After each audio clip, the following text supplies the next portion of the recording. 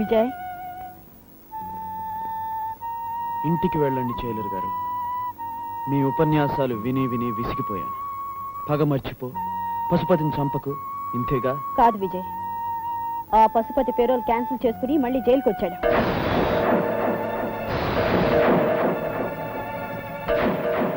నాకు తెలుసు విజయ్, ఈ వార్త నీకు పడగు విప్పిన పాముకి కలిగించినంత ఆనందాన్ని కలిగిస్తుందని. కానీ వాడు ఒంటరిగా రాలేదు, 10 మంది రౌడీలతో వచ్చాడు. వాళ్ళందరూ కలిసి నీ చుట్టూ ఏదో పద్మవ్యూహం పన్నుతున్నారని నా అనుమానం. పద్మవ్యూహంలో పడి చనిపోవడానికి నీ మరిది ద్వాపరయుగపు అభిమన్యుడు కాదు వదిన, కలియుగ అర్జునుడు. అమ్మో అమ్మో, ఇదేంటండి బాబు, నా మీద గురి పెట్టారు. కమీనే కుత్తే, నాకు రొచ్చుకుంటా ప్లాన్ చెప్తావా? నేనేం చేయనండి, ఆ జైలరమ్మ మన పథకం కనిపెట్టి మన వాళ్ళ దగ్గర ఉన్న బ్లేడ్లు కత్తులు లాగేసుకుంది. సంజాయికి చెప్పిన గన్న కిందకి దించరే. ఆ విజయ్ గారిని ఎలా చంపాలో తొందరగా చెప్పి నీ ప్రాణాలు కాపాడుకో. చెబుతా, మీరు తొందరపడకండి. వాడు మెకానిక్ కాబట్టి ఇన్నాళ్ళు జైల్లో వాడితో ఆ పనే చేయించా. ఈ రోజు పేళ్లు వేయడానికి వాడి చేతి గొడ్డలిస్తా.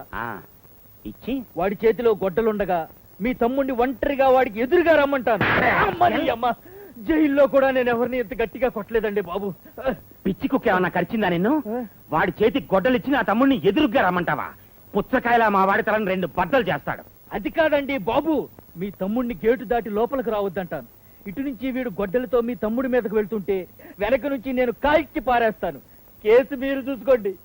Very good, very good. అక్కడ నీ గుండు గురి తప్పిందో గుండుతో నీ బుర్ర పేలిపోతుంది. చూస్తారుగా నా తడాక.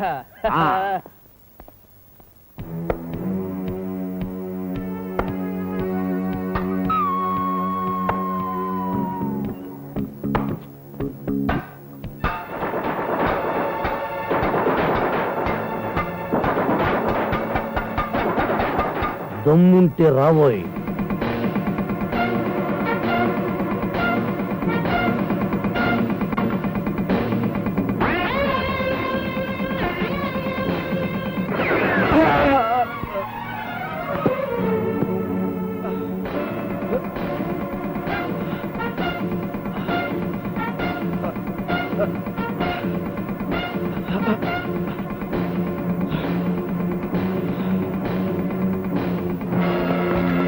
అతను పట్టుకోండి.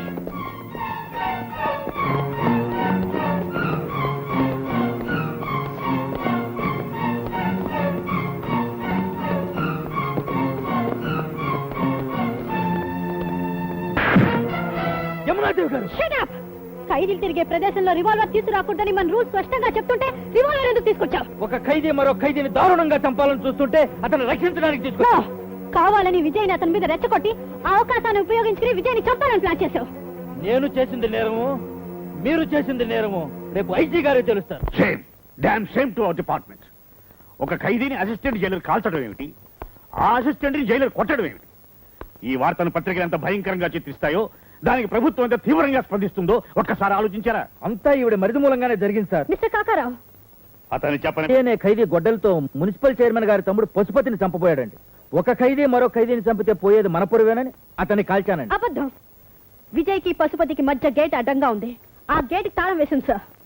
పైగా విజయ్ పశుపతికి 5 గజాల దూరంలో ఉండగానే ఇతను కాల్చాడు అంటే అది పథకం ప్రకారం జరిగిందే కానీ అనుకోకుండా జరిగింది మాత్రం కాదు సార్. ఈవిడ నన్ను కొట్టింది సార్. కాకారావు సార్, ఒకసారి బయటకు వెళ్ళు. Yes sir. చూడమ్మా, భర్తను పోగొట్టుకున్న స్త్రీగా నీ మీద నాకు సానుభూతి ఉంది. ఒకదాని తర్వాత ఒకటిగా జరుగుతున్న సంఘటనలు బట్టి చూస్తే ఏదో తెర వెనుక జరుగుతున్నట్టే స్పష్టం అవుతోంది. అవును సార్, తన అన్నను చంపిన పశుపతిని చంపాలని విజయ్ జైలుకు వచ్చాడు. అతను మనసు మార్చాలని మీ పర్మిషన్తో అతను పెళ్లి చేయాలని నేను ప్రయత్నించాను. కానీ అతను తప్పించుకుని పారిపోయి పశుపతిని పెళ్లి పందిట్లో చంపపోయాడు. వాళ్ళ హత్యా నేరం కేసు పెడతారనుకున్నాను, కానీ పెట్టలేదు. పైగా పశుపతి పెరోల్ క్యాన్సిల్ చేయించుకుని రౌడీలతో జైలుకొచ్చాడు. కావాలని పశుపతితో విజయ్ని రెచ్చగొట్టించి ఆ ప్రయత్నంలో చంపేయాలని ప్లాన్ వేశాడు ఆ కాకారావు. ఇదే కాకారావు పశుపతిని జైలు నుంచి విడుదల చేసి నా భర్త చావుకు కారకుడు అయ్యాడు అంటే కోర్టు నమ్మలేదు. కానీ ఈ హృదయానికి తెలుసు నిజం. పశువులా పశుపతి నా భర్తని అతి దారుణంగా చంపడం నేను కళ్ళారా చూశాను సార్. కానీ వృత్తి ధర్మానికి కట్టుబడి దుఃఖాన్ని దిగమింగుకుంటున్నాను. అనుక్షణ నరకయాతన అనుభవిస్తున్నాను సార్. I'm sorry. ఎనివే, నేను కాకారావు మీద ఎంక్వైరీ పెట్టిస్తాను.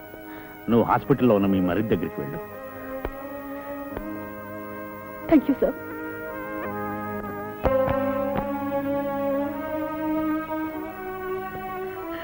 బాబు, పెద్దవాడు వల్లకాటి పాలయ్యాడు, చిన్నవాడు మనశ్శాంతి లేకుండా చేస్తున్నాడని మీ నాన్న కుమిలిపోతున్నాడు రా. విజయ్, ప్రపంచంలో ప్రేమ శాశ్వతం కానీ పగ శాశ్వతం కాదు. మీ అన్నయ్యని పశుపతి చంపాడని నువ్వు అతన్ని చంపితే అతనన్న నిన్ను చంపాలని చూస్తాడు.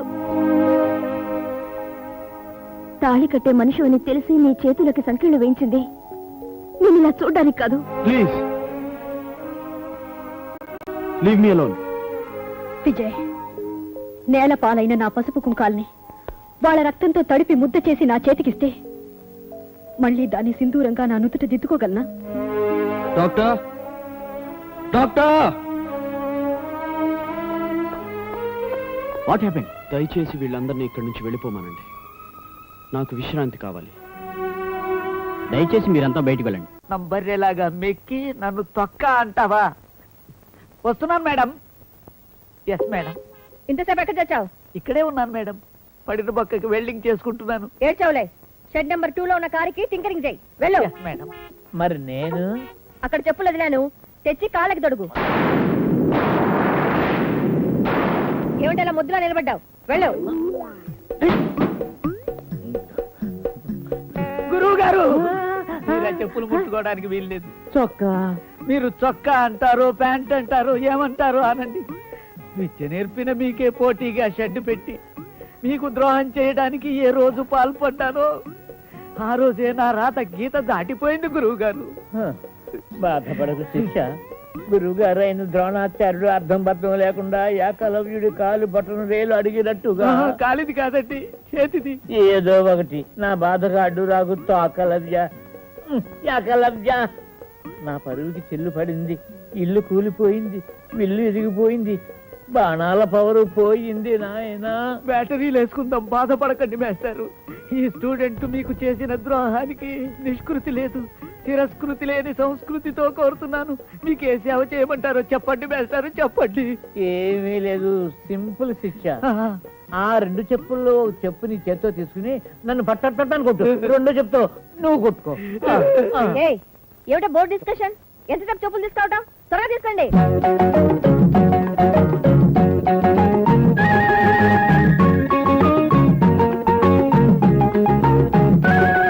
అయ్యయ్యో చేతిలో డబ్బులు పోయనే, అయ్యయ్యో రాతలు చెప్పులు మోసనే, అయ్యయ్యో చేతిలో డబ్బులు పోయనే, అయ్యయ్యో రాతలు చెప్పులు మోసనే.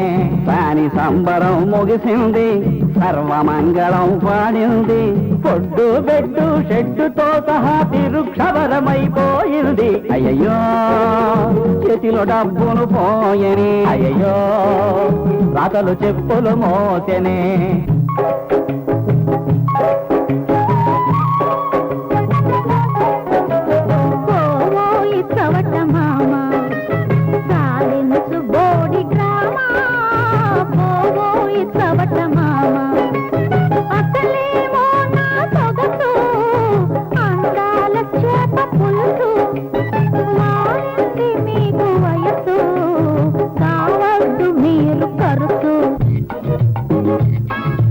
అడిగాను ఆమ్యామ్య అందారా నీ సేమ్య, చేసిన తప్పుకు వీపే మాయగా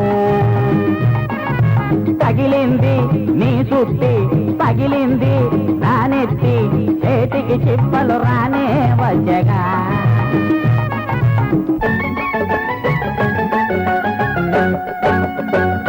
నిలుపరా దిష్టి కనుల వాడ, మా షడ్డ ముష్టి పనుల వాడ, ఒరే బుడ నష్టపు ముఖలోడ, నువ్వు కుంటుతూ పులుపుతూ పని చేయకుంటే కొడతా నా పులుసు. ఒడవ్వా ఓ తొక్క ఓ నక్క, అది నీకే తెలుసు. ఓ సోసి నీకు గుండు గొట్ట, నీకు కడుపొస్తే కాకి పిల్ల కొట్ట, నీ నీకు మందబేట మండ్రగప్ప గుట్ట ముదురు మొలక్కాడలెట్టి పాడే కట్ట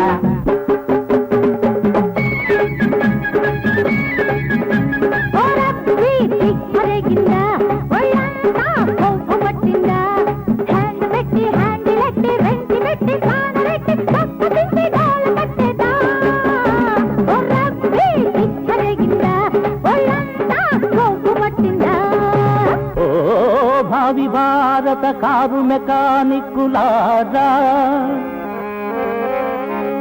చెడ్డు ఓనరులారా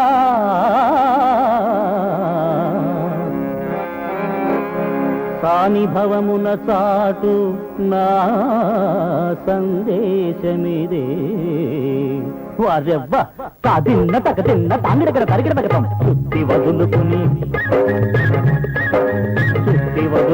వృత్తి మానుకుని సానుల కొంపకు పోరాదోయ్ సర్వనాశనం కారాదోయ్ ఆ దిబ్బలు మనకి కసాలోయి ఈ జిబ్బలు మనకి కవేలోయి